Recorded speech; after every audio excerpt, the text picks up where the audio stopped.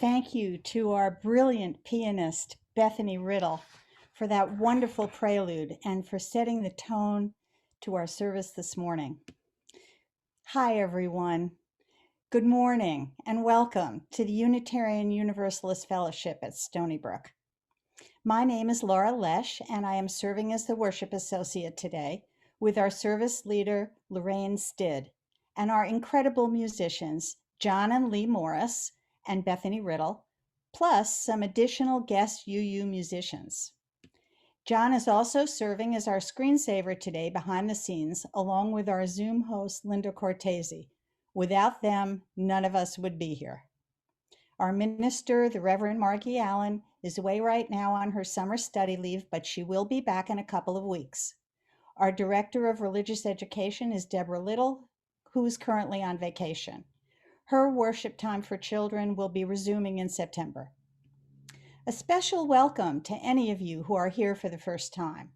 We are delighted to have you here with us.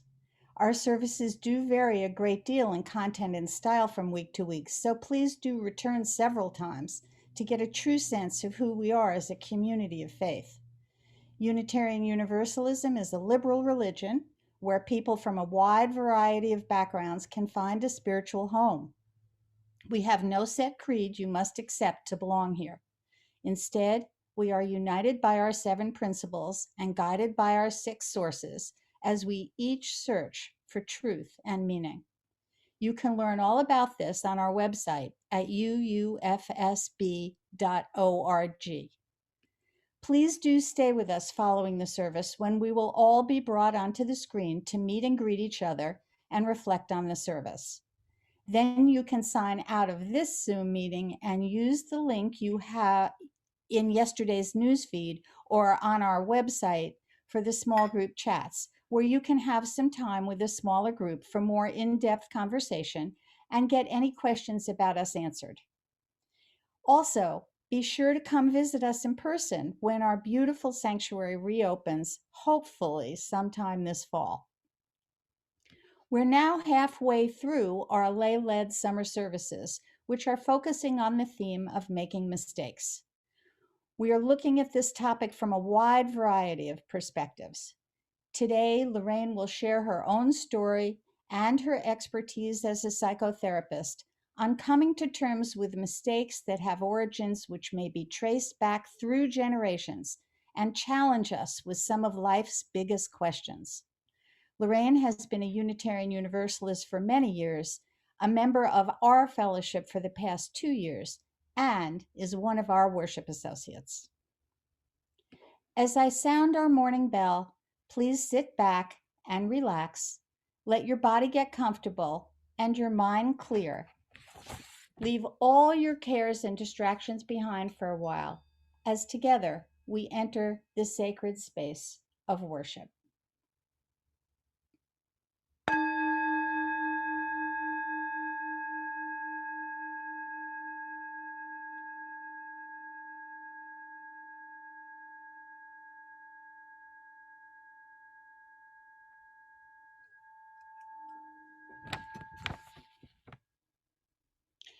Our chalice lighting words are from Katie Romano Griffin. May the light of this chalice, the symbol of our faith, connect us to all who have come before us, all who are with us in body and spirit, and all who are yet to come into being. May it serve as a reminder of our unity and connection across all time and space.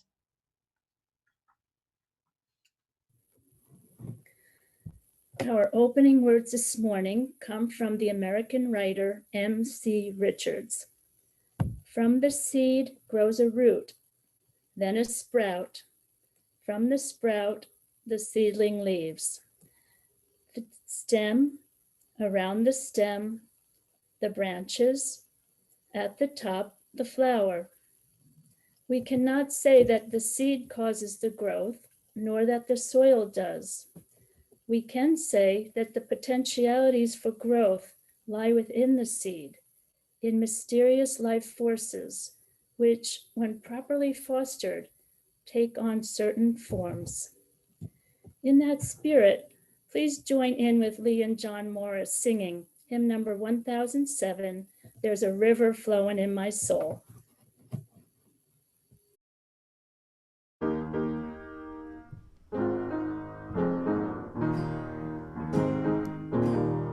There's a river flowing in my soul. There's a river flowing in my soul. And it's telling me there's somebody. There's a river flowing in my soul. There's a river flowing in my heart. There's a river flowing in my heart. And it's telling me there's somebody. There's a river flowing in my heart. There's a river flowing in my mind. There's a river flowing in my mind.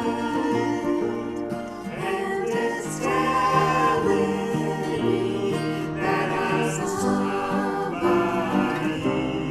There's a river flowing in my mind.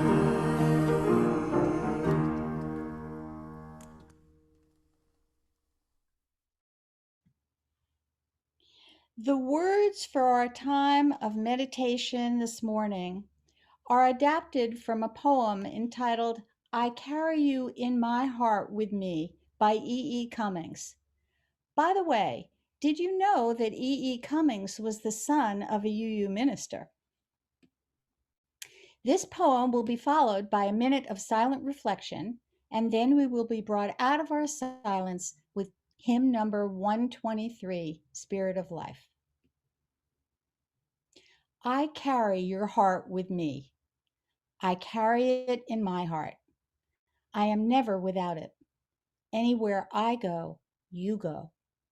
Whatever a moon has always meant and whatever a sun will always sing is you. Here is the deepest secret nobody knows. Here is the root of the root and the bud of the bud and the sky of a tree called life, which grows higher than soul can hope or mind can hide. And this is the wonder that's keeping the stars apart. I carry your heart. I carry it in my heart.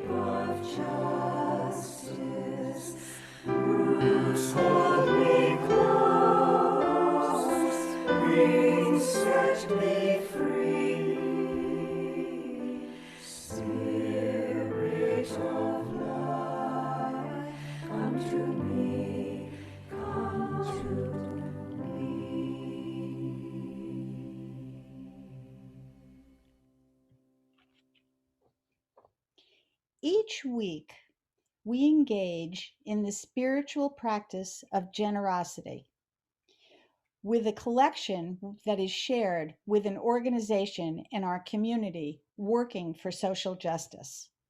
As we have done for the past several summers, this summer we are focusing on hunger and food insecurity here on Long Island, and our Share the Plate recipient is Island Harvest. Long Island's largest hunger relief organization, their volunteers and staff deliver millions of pounds of food to a network of 570 food pantries, soup kitchens, and other organizations offering feeding services to those in need. They also sponsor a great summer food serving program for kids in 70 community locations along Long Island, such as schools, libraries, and recreation centers. The program offers free lunch during a time of year when school lunch programs are not available. As families continue to struggle in this pandemic, your contributions to this organization can make a real difference. So, as you enjoy our offertory, sung by Selina Benson, a friend of Lorraine and member of the South Nassau UU congregation in Freeport, you can mail a check to our address, which is displayed here, or check the donate button on our website, or use the link posted right now in the chat and give as generously as you are able. If you donated to this vinyl organization already last month, consider making another contribution this month. Together, we will help ensure that no one in our community goes really hungry. Your donations to this fellowship and to our social justice partners are most gratefully received.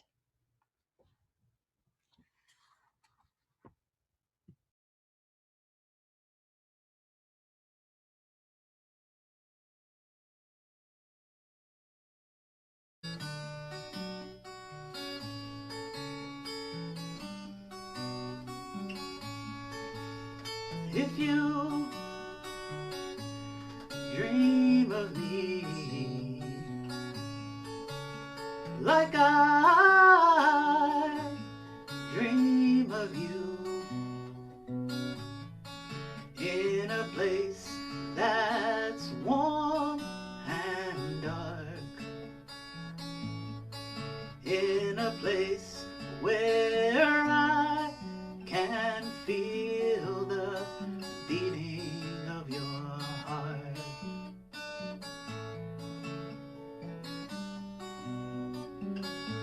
Remembering your touch, your kiss, your warm embrace, I'll find my way back to you if you be waiting.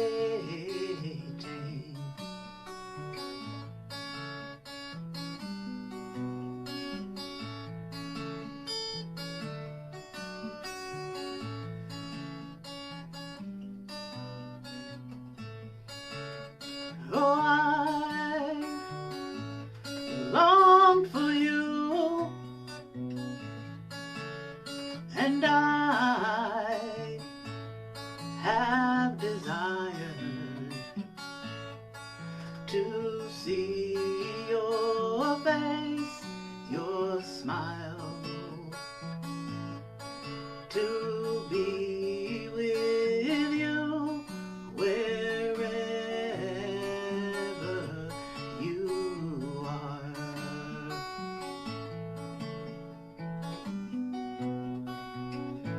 Remembering your touch, your kiss, your warm embrace, I'll find my way back to you.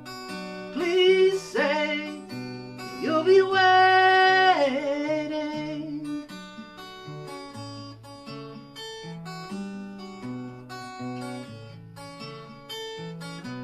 Together again, it would feel so good.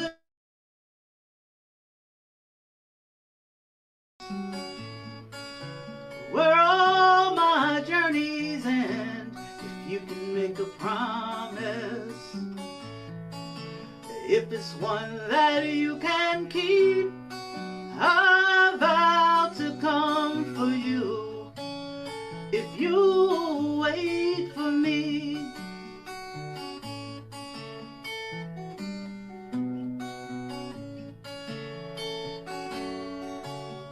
and say you hold a place for me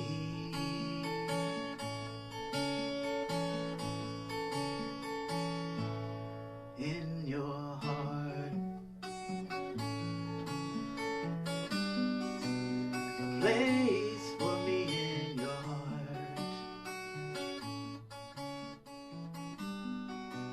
a place for me in your heart.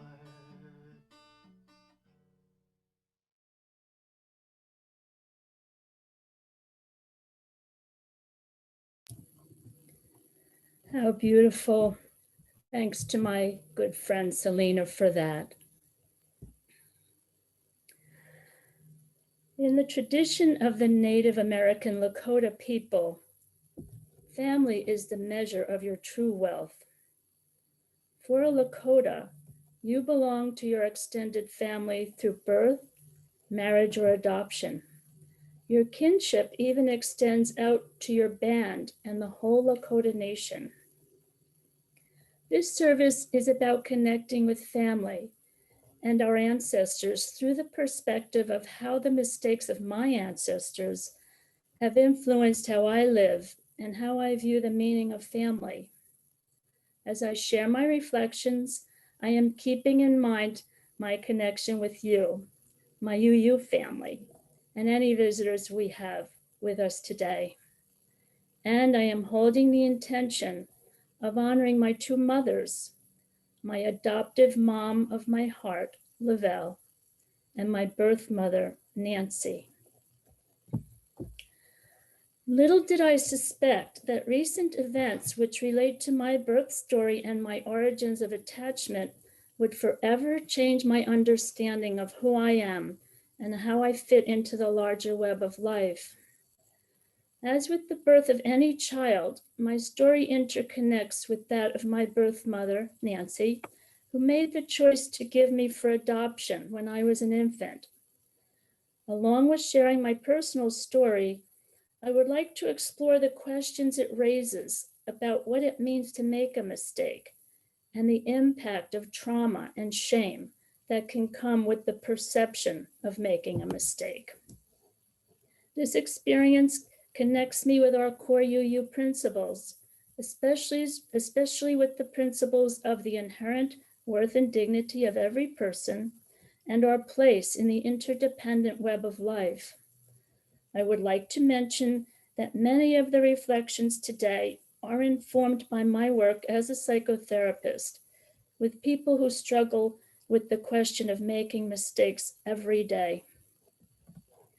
The recent events that I mentioned started in late 2019 when Governor Cuomo signed a bill into law to unseal the adoption records in New York State. Up until that time, adoptees in New York were permitted access to only non-identifying information, such as age, eye color, and the general health of the biological parents at birth.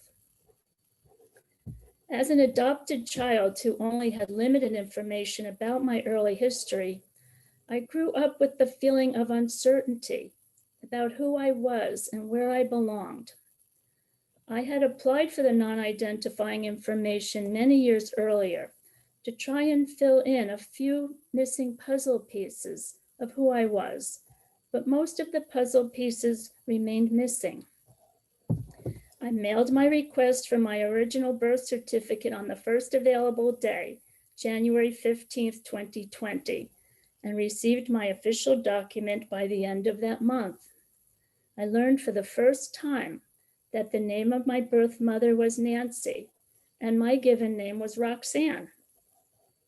The name of my birth father was blank on the certificate and only indicated that he was in the Navy at the time of my birth. The closest I can come to describing what it was like to hold that document in my hand would be to compare it to an earthquake that erupted deep inside of me. The so-called Clean Bill of Adoptee Rights ended generations of secrecy in New York surrounding adoptees' birth certificates. The governor held the view that it is every person's human right to know where they come from. The adoptees' right to these records had been blocked since the 1930s, when lawmakers sought to maintain the privacy of the birth mother and remove what was considered by the government and society at large as the stigma of illegitimacy for children born out of wedlock. But another critical aspect of the question of human rights that will not be a focus today is how the opening of these private records impacted the rights of the birth mothers. As amazing as it was to see my birth certificate and know the name of my mother, there was still something missing on a soul and spiritual level for me. Around the same time, another fortuitous event occurred when I was given a membership to Ancestry.com. After submitting my DNA sample, I received the results and learned that my ancestors primarily came from an area known as Munster in southwestern Ireland. When I checked the registry to see if any other people were listed as DNA matches, I was amazed that the DNA could match me with a strong biological connection to a woman in Texas. That connection eventually led me to find a family tree with an entry of a woman named Nancy, who married a man named Alton in 1954. The entries indicated that they were both deceased. I had a strong hunch that this was the Nancy who was my birth mother. There was an email contact listed, and I sent an inquiry to ask if that relative knew of a child who had been given for adoption. I had no expectation of hearing anything back, but after a month or so, I received an email from a woman in Connecticut. She was surprised and shocked by my inquiry, and after exchanging further correspondence and sharing my birth documents, this woman turned out to be my full sister, Bernadette. Bernadette and I wrote to each other over the course of the following 9 months, sharing photos and family history, and she was able to piece together that Alton was also my birth father. It turned out that Nancy and Alton were married the year after I was given for adoption, when Alton finished his service in the Navy. Although Nancy and Alton had passed away several years earlier, I found that I have 5 full siblings, 3 sisters and 2 brothers. After months of correspondence, I met Bernadette and another sister, Margaret, for the first time in December 2020, and we spent the weekend together. To give you a small flavor of that meeting, when we opened the door and saw each other for the first time, my sisters started to cry, and Margaret said, "You look so much like Mommy." We immediately fell into each other's arms and held each other for quite a long time. After a lifetime of not knowing my origins, to try and describe this experience in words is challenging, but I will say it has brought me to an entirely different place inside of myself, close to a feeling of homecoming. My sisters and I feel a deep bond that is rooted in each other.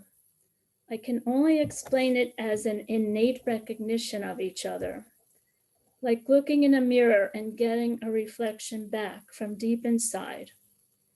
Margaret said that it is like we were all woven from the same piece of cloth.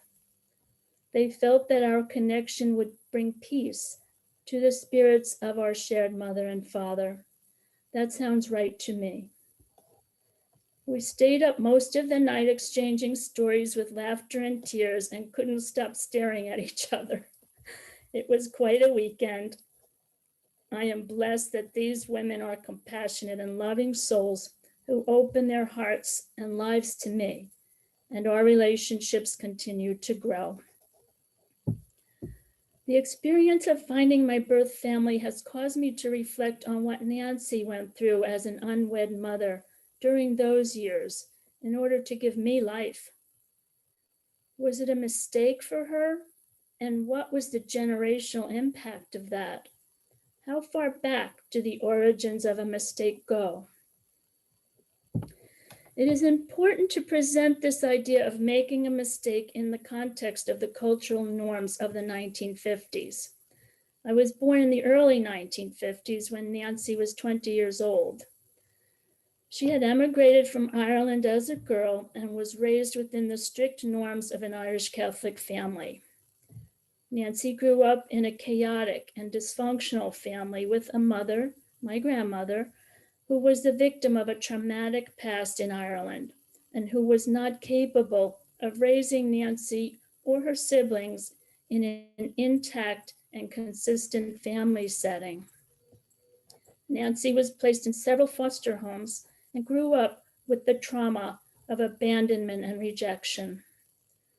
The trauma interrupted her opportunity to grow a strong and intact sense of herself as belonging to anyone before she became pregnant with me. Her sense of self was breached. Nancy would have been a victim of the stigma and shame of a young woman who fell from grace in society's eyes and in the eyes of her family. Her pregnancy with me would have fallen into the category of an unforgivable mistake with a capital M, and she kept the secret of my birth from everyone, including my father, for her entire life. Nancy's story could be that of any young woman's at that time in these circumstances. The social stigma of being an unwed mother during these years was so great that in many families it would have been unthinkable to have a daughter keep an illegitimate baby.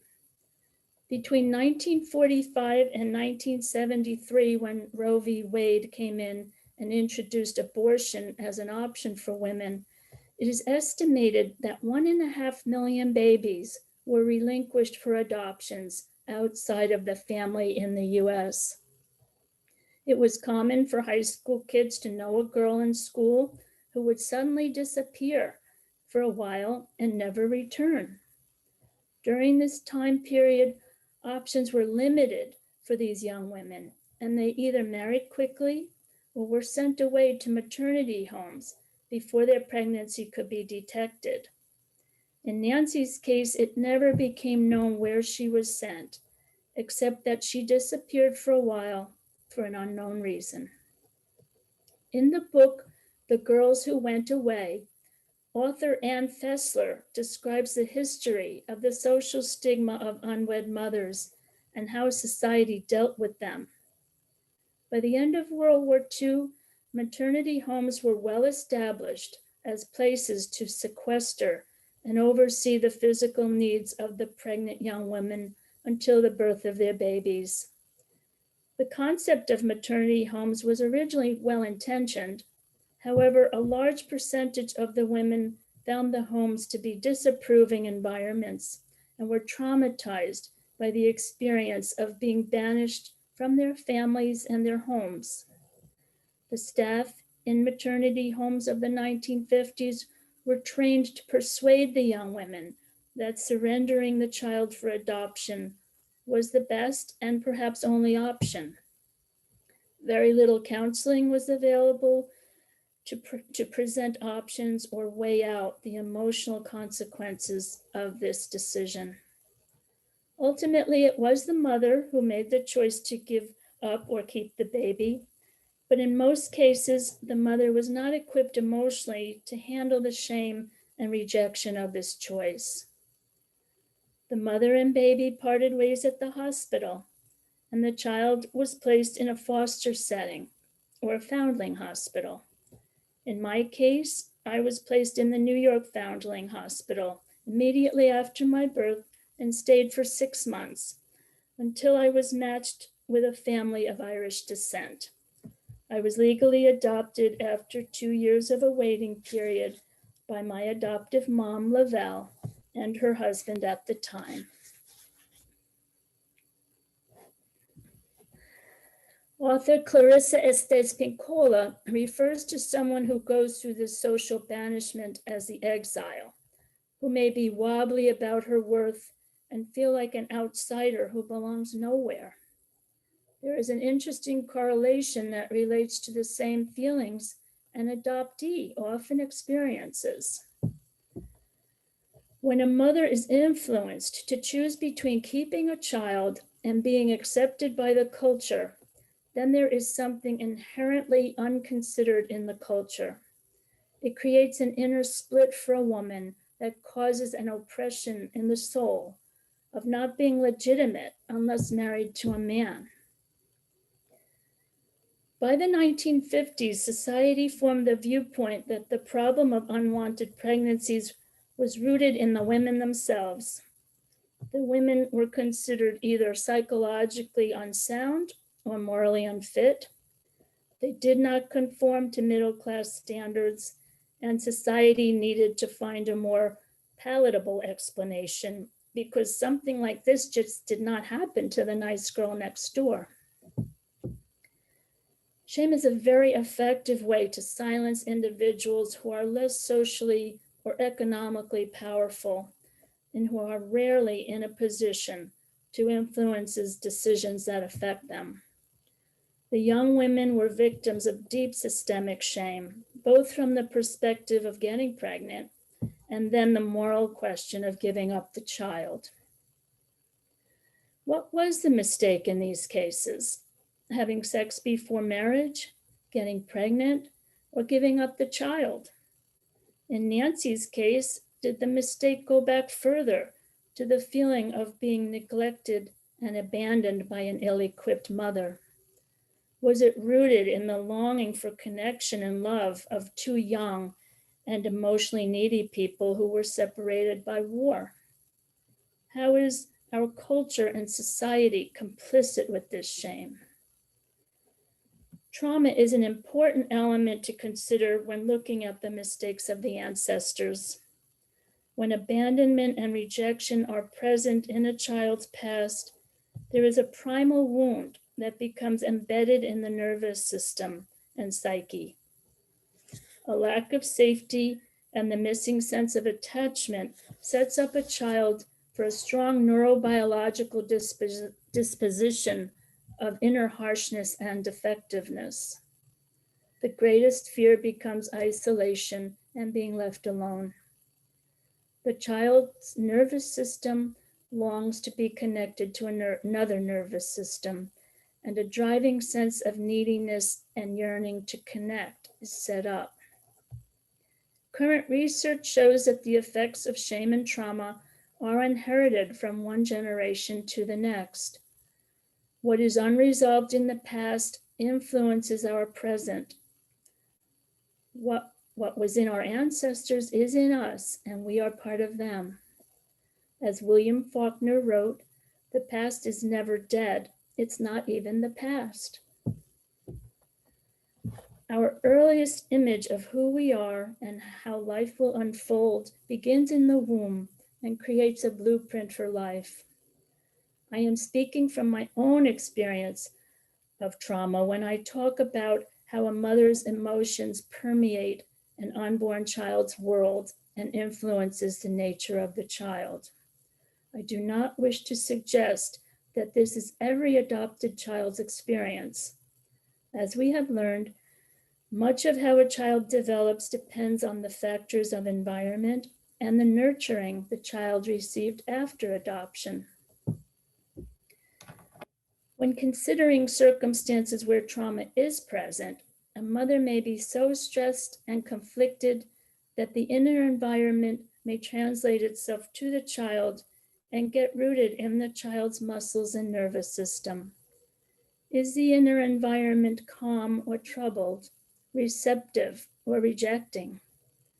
Babies have been misunderstood as starting out as brand new at the time of birth. Research in the field explains that babies are not simple beings with a blank page, but complex beings who have a history of body memory that was formed for 9 months in the womb.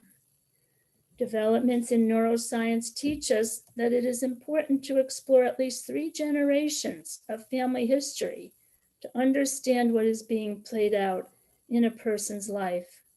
The roots of trauma go very deep.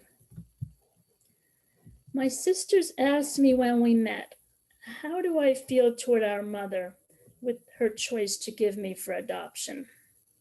I told them that I have always held a deep gratefulness to her, even all the years before I knew who she was. I feel compassion and love for all Nancy went through to give me life. I know she was a wounded young woman with little support who fell in love with a young man who was away in the Navy. I tried to understand her belief systems and the family and culture she was raised in. She may have felt she made a mistake, but I suspect there was no conscious choice involved, and who can say where the mistake originated? In the chapters of Nancy's story that came after my birth, she moved through the shame of giving birth to me, and she showed up to create a life with the man she loved. She raised a family of 5 children and had a close relationship with her siblings. She worked as a secretary, I hear a darn good one, to help support the family. She kept the secret of my birth buried in her heart, and I sincerely hope she was able to resolve any guilt or shame and heal her wounded places. So what have I learned about making mistakes from this experience? First, the subject of mistakes is a very tender and complex one to try and make sense of. I'm still in the dark about it, but it makes sense to me to see it as a choice, either conscious or unconscious, that has unintended consequences. It is human to make mistakes, and living just brings with it a succession of mistakes. When looking at these big life choices, a question comes up for me about why someone would make a choice that would lead to often regrettable consequences. In my work with people and from observing my own life and family history, I have come to understand that many people are operating from a wounded and skewed vision rooted deeply in the influences of their personal and cultural histories. Someone makes a choice that seems logical based on this skewed vision, and that leads to an outcome with often damaging consequences. The lens through which the person sees the world is distorted, and the choices are based on that altered vision. What a person needs to know to make a better choice is buried in the psyche with all of the influences of the past generations and family scars. We are limited in what we can know, and with that knowledge comes a humble and compassionate way to view mistakes. That is not to make an excuse for poor choices, but it does provide understanding for why people suffer in this way. When I try and sort it all out, in my view, the outer world may impose judgment and restrictions, but it is up to each person to decide what is and isn't a mistake. Some mistakes require holding an enduring heartache, but do not require someone to hold themselves hostage with harsh self-judgment or banish themselves spiritually. For me, it helps to understand the suffering that drove the mistake to begin with. All people experience trauma on some level. Just to be born in an uncertain world brings trauma. I believe the heart of the matter becomes, how does a person cling to the suffering of trauma or let go and flow with life? Considering Nancy's story, it seems that she did not start with a secure attachment or a strong sense of herself. How was she impacted by the trauma and shame of her mother and earlier generations? She was on her own path of trying to find a place where she felt loved and where she belonged, not unlike my own story, and perhaps not unlike yours. Both Nancy and my adoptive mom, Lavelle, and all my ancestors were doing the best they could to meet their needs and live in the messiness of humanity. They are a part of me, and I am a part of them. I try not to get stuck in the scars of the past, and I try and let go of the need to judge. I practice compassion, acceptance, and forgiveness as best as I can. I believe that with understanding our own histories, grace, healing, and redemption may come with each generation. Excuse me. Like the Lakota people, I hold and nurture the feeling of kinship and the relationships of extended family that I have grown in my life. Thank you. So as you ponder all this, please join with the 2020 General Assembly Chorus and composer soloist Ysaye Barnwell, which we are using with permission, in singing hymn number 1051, We Are. And if you look closely, you will find some UUFSB singers in the chorus.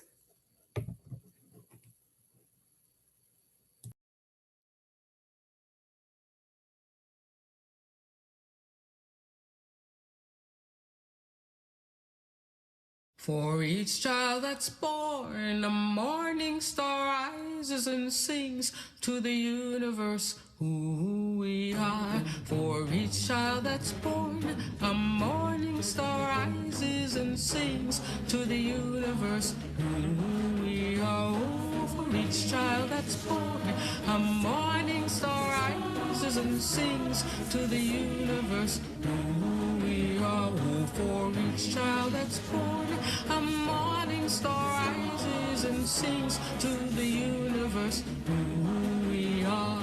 We are our grandmother's prayers, and we are our grandfather's dreamings, and we are the breath of our ancestors. We are the Spirit of God. We are mothers of courage, fathers of time, daughters of dust, and the sons of great visions. We're sisters of mercy, brothers of love, lovers of life, and the builders of nations. We're seekers of truth, keepers of faith, makers of peace, and the wisdom of ages. We are our grandmother's prayers.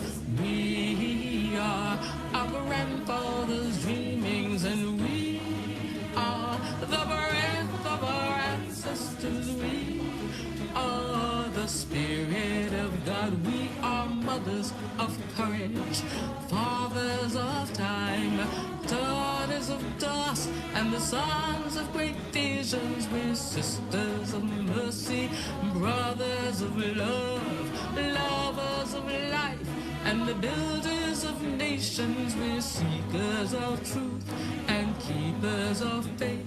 We are makers of peace and the wisdom of ages. We are our grandmother's prayers.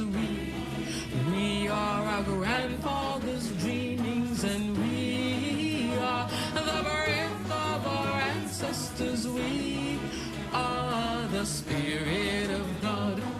We are our grandmother's prayers, and we are our grandfather's dreamings. We are the breath of our ancestors. We are the Spirit of God. For each child that's born, a morning star rises rises and sings to the universe who we are. For each child that's born, a morning star rises and sings to the universe who we are. We are one.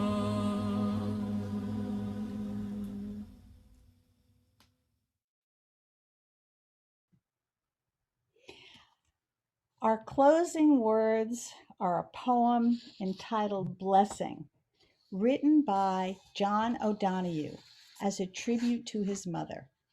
The sounding of our bell and extinguishing of our chalice will follow. On the day when the weight deadens on your shoulders and you stumble, may the clay dance to balance you.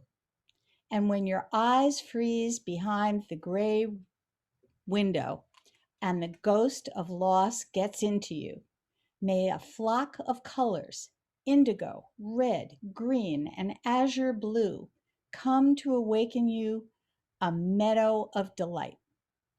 When the canvas frays in the curach of thought and a stain of ocean blackens beneath you, may there come across the waters a path of yellow moonlight to bring you safely home. May the nourishment of the earth be yours.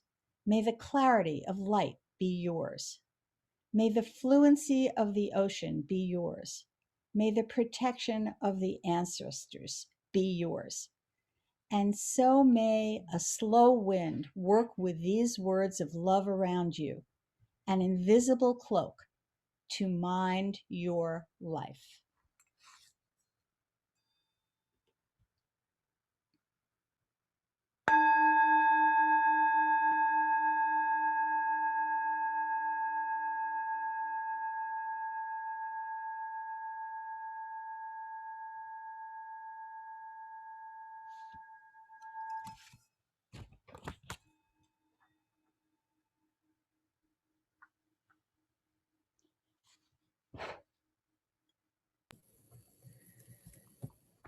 As you now go forth into the coming week, please consider these wise words from A Lifetime of Peace by Thich Nhat Hanh, and then enjoy our spirited postlude, a Celtic tune brought to us by Lee and John Morris and chosen to honor my Irish ancestors. If you look deeply into the palm of your hand, you will see your parents and all generations of your ancestors. All of them are alive in this moment. Each is present in your body. You are the continuation of each of these people. Amen.